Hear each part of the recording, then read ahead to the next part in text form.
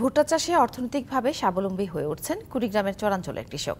বালু জমিতে অন্য ফসলের তুলনায় কম খরচে প্রায় দ্বিগুণ লাভ হওয়ায় এই ফসল চাষে ঝুঁকছেন তারা।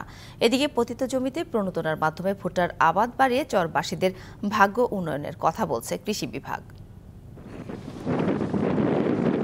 চরাঞ্চলের বালু জমিতে যত দূর চোখ যায় শুধু ভুট্টার ক্ষেত। এ দৃশ্য কুড়িগ্রামের নাগেশ্বরী উপজেলার বল্লভেরসার ইউনিয়নের ব্রহ্মপুত্র ও দুধকুমার নদীর অববাহিকার কৃষ্ণপুর চরের। শুধু কৃষ্ণপুর নয়, জেলার ওপর দিয়ে প্রবাহিত ব্রহ্মপুত্র, ধরলা, তিস্তা সহ ১৬টি নদ নদীর অববাহিকার ৪.৫ শতাধিক চরাঞ্চলের চিত্র প্রায় একই। আজ প্রায় ৩-৪ বছর হয় আমাদের এলাকায় আর কি ভুট্টার ফসলটা আসছে। এখন মোটামুটি আমরা এই ফসলটা করতে পারি। গেল বারেছে এবার অধিক বেশি, প্রায় 2 গুণ বেশি হয়েছে এখানে। চরের জমিতে ভুট্টার আবাদ ভালো হওয়ায় কৃষকের লাভ থাকছে প্রায় দ্বিগুণ।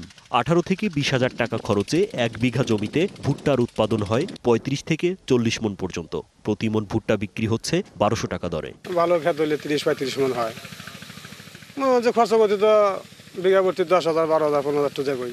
আমরা এই ভুট্টাটা দিয়ে গরুর খাদ্য, মুরগির খাদ্য, এটা দিয়ে আমরা ওই খাদ্যটা পূরণ করি।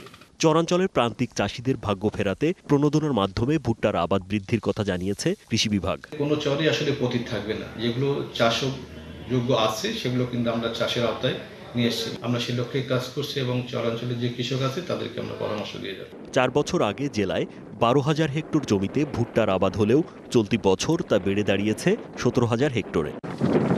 DBC news desk.